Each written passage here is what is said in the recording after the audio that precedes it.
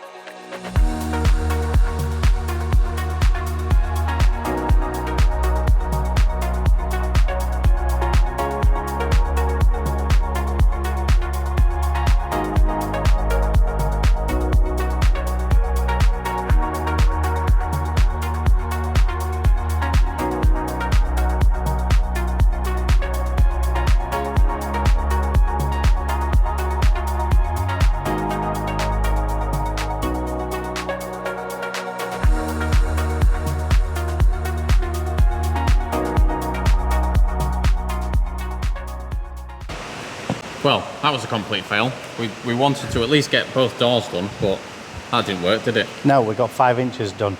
The compressor keeps cutting out, the blast media won't go through the blaster. I think there's something wrong somewhere, so we probably need to have a look at the blast kit again and see what we need to do.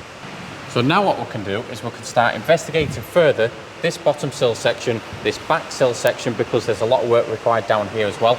And we can start taking out a lot of this rust without compromising the structure too much.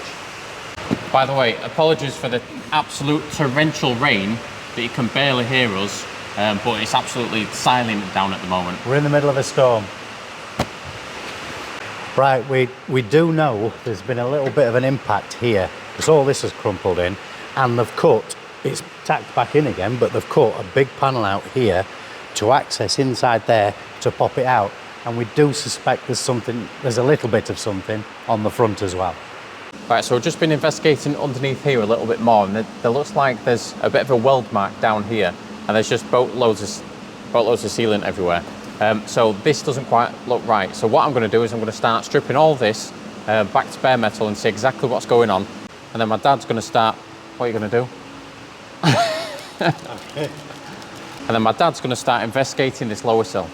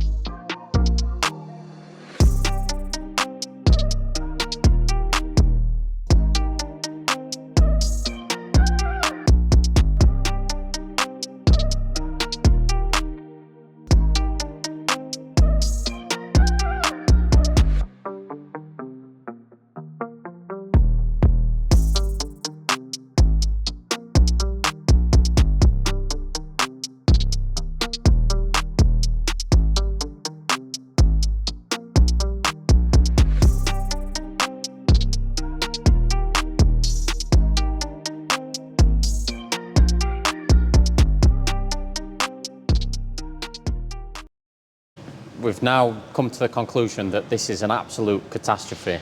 There's definitely some accident damage on this front section. I'm pretty sure this car has had an altercation with something else. All this section down here, all this, you can see this has been cut off, straightened out and then welded back on. These dimples don't actually line up. There's a nice big crease in this corner here, and it's just an absolute catastrophe basically. As for that sill, you've seen my dad cutting that out, and that is also a catastrophe because the whole situation needs rebuilding. After cutting this inner sill off, we've got obviously this inner sill and the floor section as well.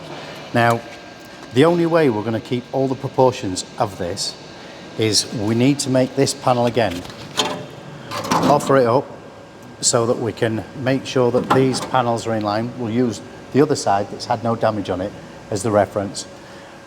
We can then make this out, once we've got this panel made, this gives us a reference for the bottom of the sill. We're going to make sure these are in line, we're going to make this outer panel, and from there we can take these off, put them aside, and then we can start on this panel. And when we make this panel, we're going to join them here because they're the original joins. When we make this panel, we then offer both these panels onto it, make sure it's in the correct position. We can then take this panel off that's underneath it and start making that. So what we're going to do is we're going to start making from the outside inwards, so we've got all as reference points, and then when we rebuild, we're going to rebuild from the inside outwards. You know what we're going to end up doing with this, don't you? What's that? Completely Datsun-icating it. What, the disaster Datsun? The disaster Datsun. We're just going to tear it all down. Everything.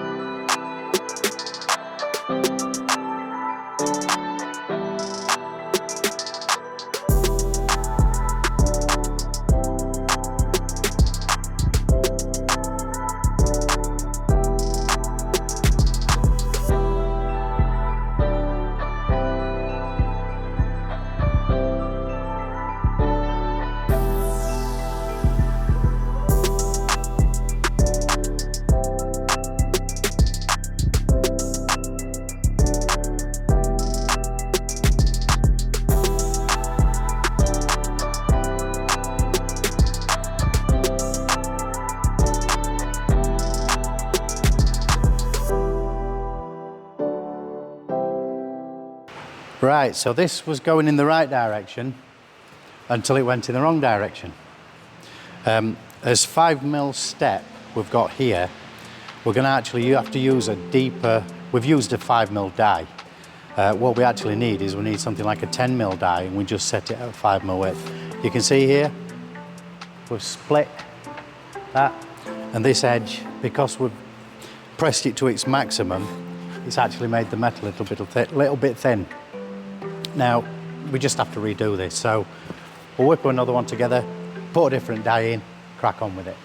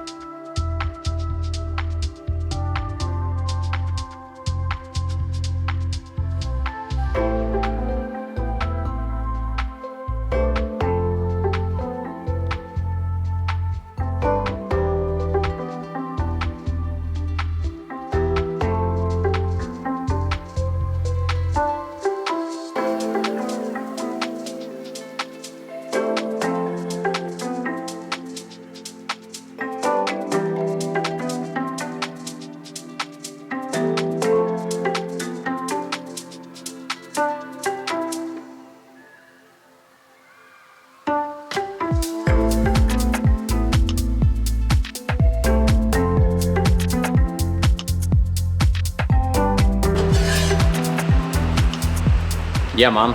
My side looks better than yours.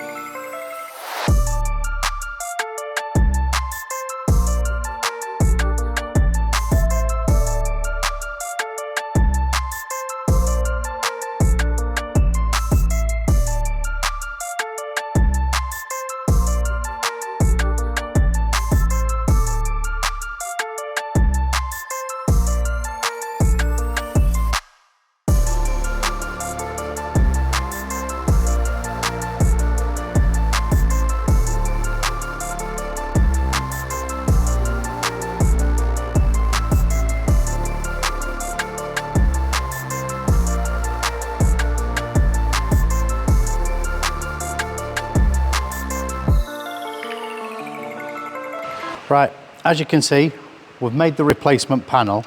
Now, it does fit.